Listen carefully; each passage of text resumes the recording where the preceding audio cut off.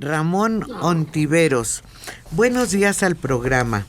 A manera de sugerencia, ¿por qué no cambian la apertura del programa a temas históricos que rescaten aquellos hechos que permitan nuestra identidad perdida? Pues aquí está pues a veces sí lo hacemos, ¿no? Cuando es una fecha consistente, pues sí.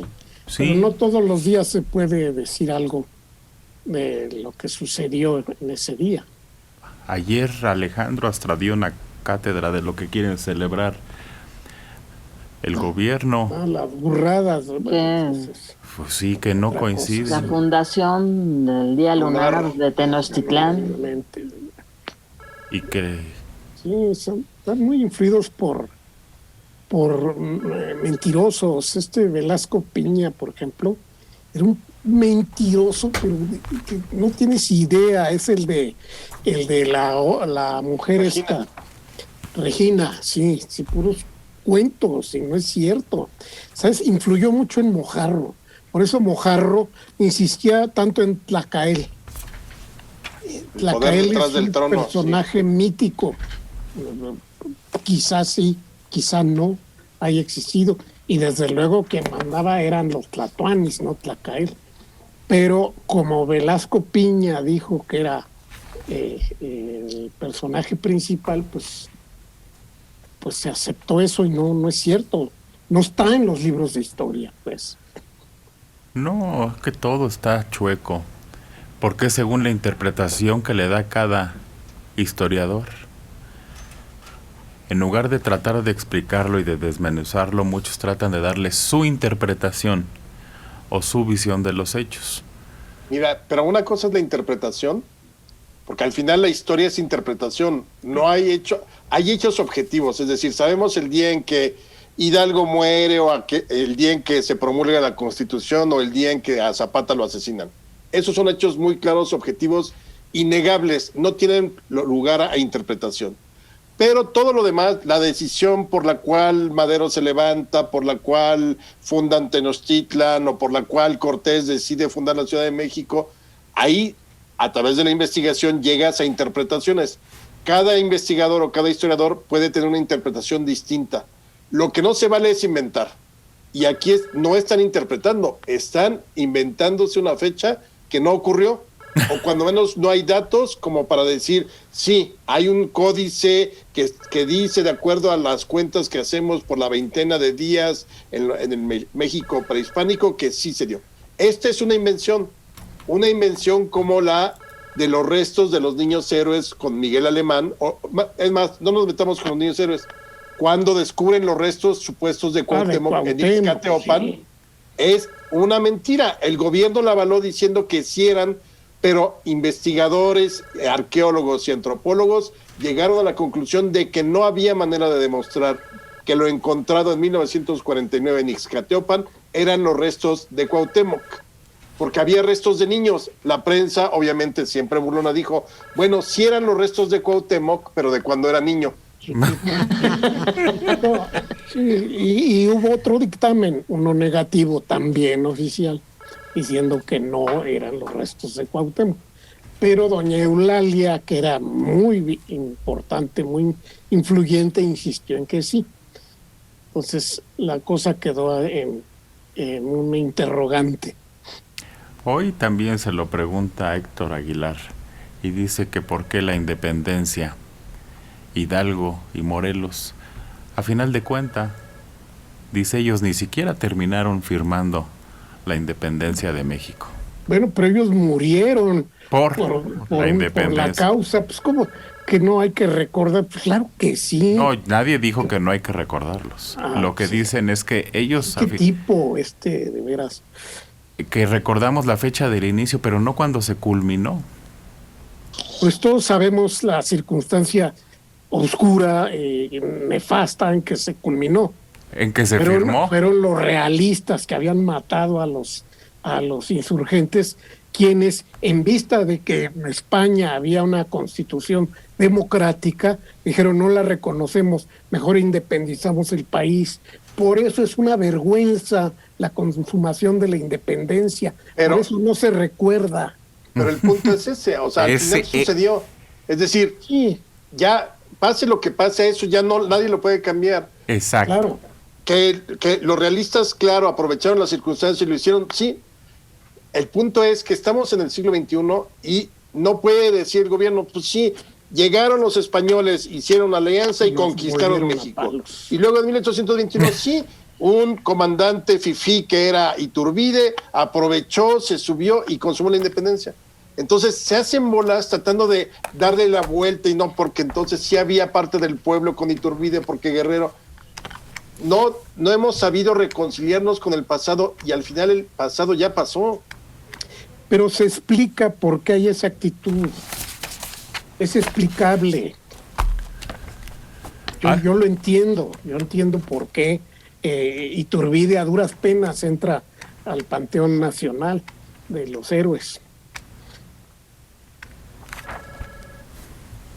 Es que estaba recordando, pero no lo encuentro. Presentó a Andrés Manuel que tenía una sala de los héroes olvidados.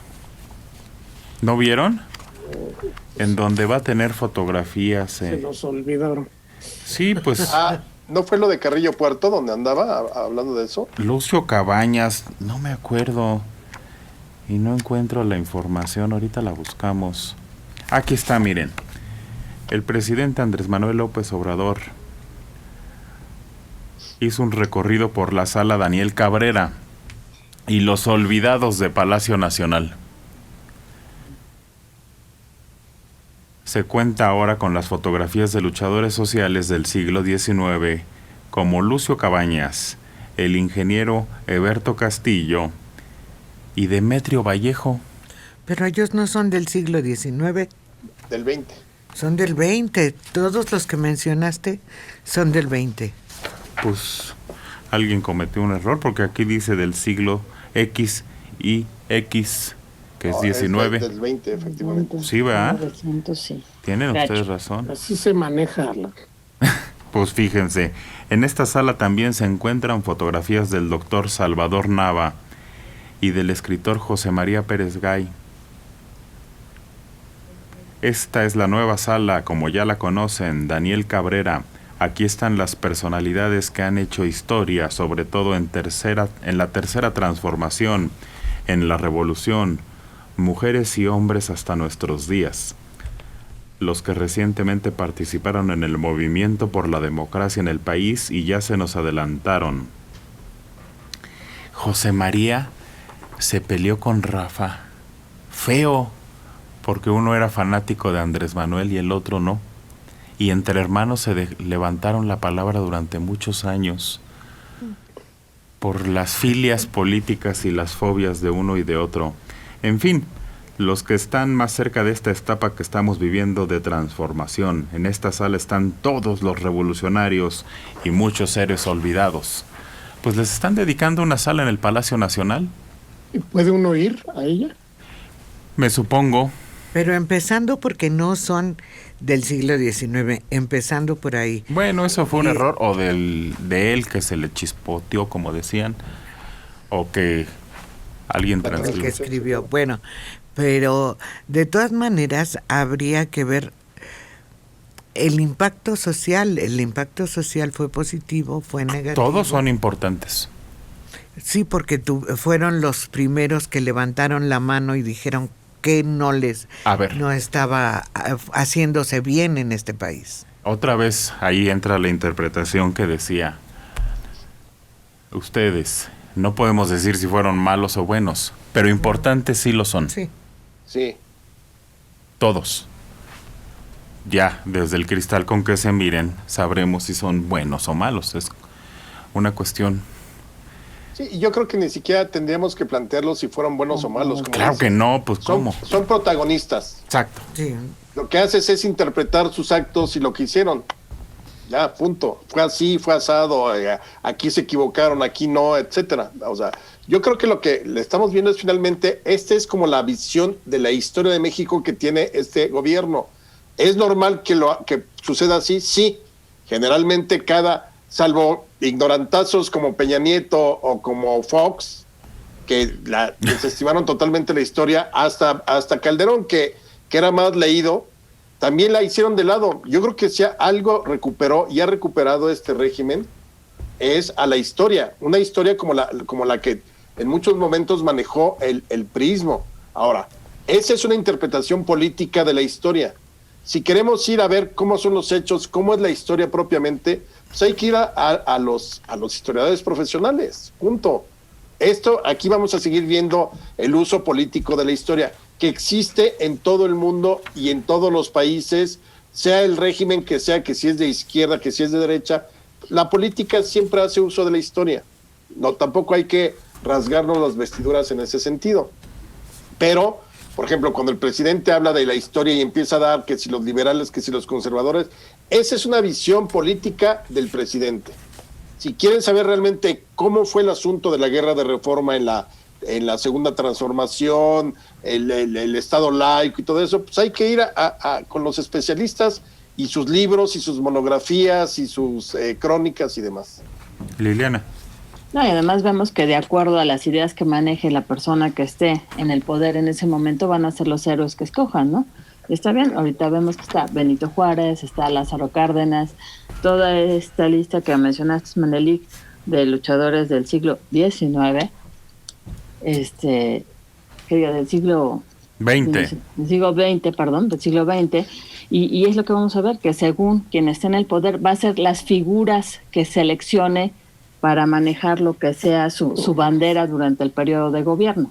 Pues es eso, que vayamos viendo, y no fuerzas tiene que ser personajes blancos o negros, sino ver cuáles fueron los motivos que los impulsaron a levantarse, a hacer movimiento, a hacer ruido, a causar alguna huella dentro de lo que es pues la historia de nuestro país.